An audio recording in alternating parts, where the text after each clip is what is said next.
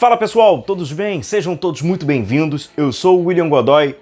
Já perceberam que tem, algo novo no cenário, né? Pois bem, aqui ó, é o quadro, cara, com a escalação, com a formação do Flamengo campeão da Copa Libertadores. É a 343, é um parceiro aqui no nosso canal, já mandou aqui pra gente, então nosso cenário tem novidades, tem time histórico, tem time tricampeão da Copa Libertadores. Trabalho muito bem feito. Ele assiste o canal, né? É o Roberto. Ele assiste o canal porque tá correto a escalação, tá correto a formação. É um trabalho muito bem caprichado, né? Tem ali os dados, né, da campanha, o autor do gol, a assinatura. www.343.com.br. Você também pode ir no @343 no Instagram, no Twitter, que você vê lá o catálogo, tem muitos. Pô, tem aquele de 81, né, que eu botei aqui, mas assim, é um trabalho muito bacana. Dá uma olhada lá no 343 e tem aí times históricos com a assinatura, com a escalação e a assinatura impressa dos jogadores. Valeu, 343, um abraço.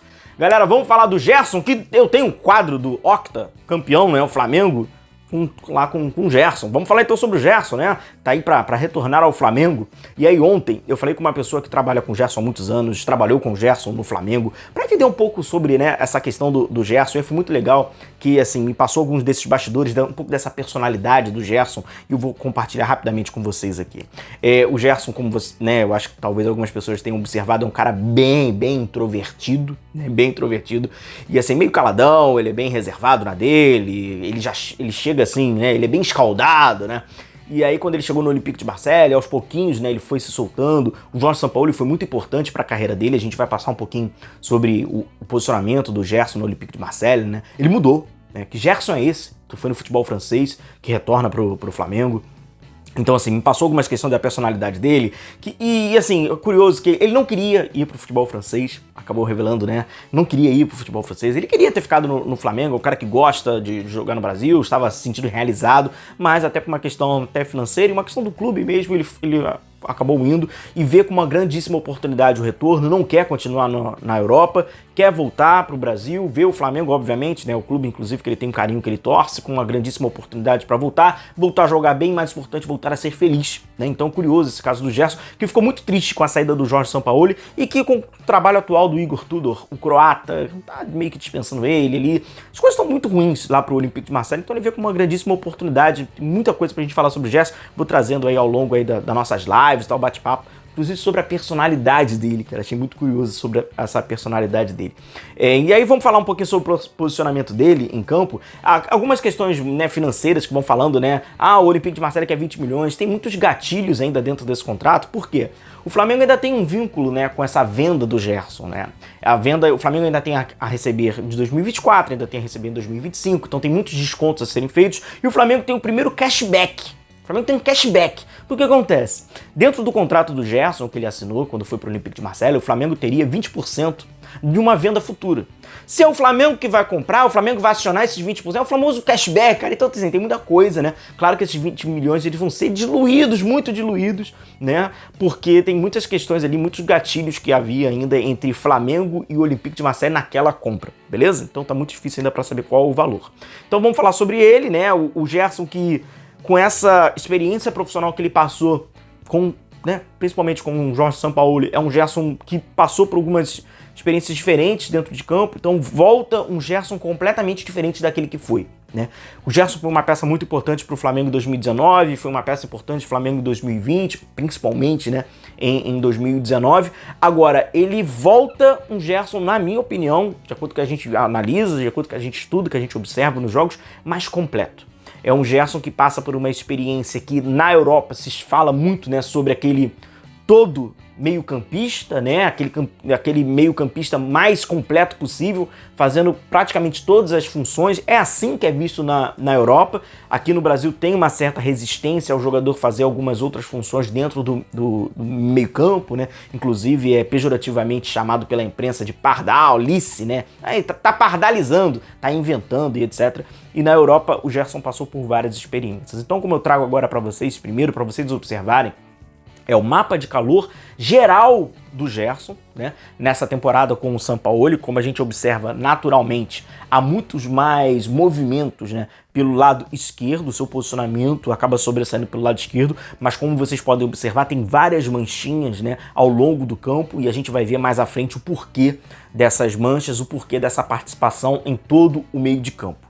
Individualmente, eu pego 4 jogos individuais para você ver a movimentação do Gerson, como você pode observar nesta, por exemplo, tem uma mancha um pouco mais pelo lado direito, né, que acaba sobressaindo, tem um pouco ali pelo lado esquerdo, tal. Então, assim, é o Gerson que a gente vê diferente desse lado, completamente, né, buscando mais o centro do campo pelo lado esquerdo, mais ali espetado ali pelo lado esquerdo, chegando próximo na área, fazendo o movimento da diagonal, que é completamente diferente desta. Nessa ocasião a gente não vê uma mancha sobressaindo, mas a gente vê uma participação maior no campo ofensivo, um pouquinho maior pelo lado esquerdo, mas tendo até um pouco mais de profundidade, um pouco diferente da anterior. E nesta, mais uma vez, ó, tem muito também pelo lado direito. Nesta ocasião, nessa partida, ele acabou trocando de lado e atuando também ali com aquela mancha ali pelo lado esquerdo. Então, naturalmente, até por aquele mapa de calor da média, da geral, é o Gerson que atua um pouco mais pelo lado esquerdo. Mas tem muitas, né? Tem muita participação por todo o campo, como a gente fala, aquele todo meio campista. Galera, eu já tava esquecendo, é muito importante, né? Deixa o like, curtida de vocês, aperta o botão de curtir e de se inscrever, né? O amigo rubro-negro que ainda não tá inscrito por aqui, aperta o botão aí de inscrever-se. Seja muito bem-vindo pra gente falar aí das notícias, informações, análise tática e opinião sobre o nosso Flamengo, hein? Quando a gente fala sobre a estrutura do jogo do Jorge Sampaoli, que é nitidamente um treinador que muda muito o seu esquema tático, muda muito a formação tática, muda muito a escalação, o Gerson estava muito bem integrado, né, dentro desse modelo de jogo do Jorge Sampaoli e fez várias funções. O mais importante que eu vou passar aqui para vocês sobre formação tática, para a gente não ficar engessado na formação, na posição, é até mesmo na função. Tá? Mas a gente acaba ilustrando de uma forma até um pouco mais fácil, né, de compreensão a posição, mas o mais importante são as funções que ele fazia. Como a gente observa aqui no início, né, é o Olympique de Marseille trabalhando num 3-1-4-2, né, numa espécie de 3-1-4-2, e o Gerson como esse meia, esse volante ali, essa trinca de jogadores do meio campo pelo lado esquerdo, um pouco que semelhante àquilo que nós havíamos falado, se ele chegasse, por exemplo, desembarcou hoje, vai jogar hoje no time do Dorival Júnior, para que o Dorival Júnior não tenha que fazer adaptação, mudança nenhuma. Como ele jogaria? Falamos, tá aqui o link na descrição. Seria mais ou menos, né, jogando nessa posição. Claro que o Jorge Sampaoli muda muito, né, em virtude do adversário, enfim, a questão de ele gosta de ter essa posse da bola, ele gosta de ter essa saída por baixo. O Gerson, ele era um desses jogadores, né, responsáveis por essa saída, então às vezes em alguns momentos mudava para esse 3-2-3-2. E é curioso que o Gerson fazia esse papel pelo lado esquerdo, desse volante pelo lado esquerdo, mas também fazia esse jogador mais central, um pouquinho mais por dentro. Nesta posição, a gente pode tentar fazer uma comparação e lembrar um pouquinho do que era o Flamengo de 2019 com o Jorge Jesus, que era um Gerson trabalhando bem pelo centro. Né?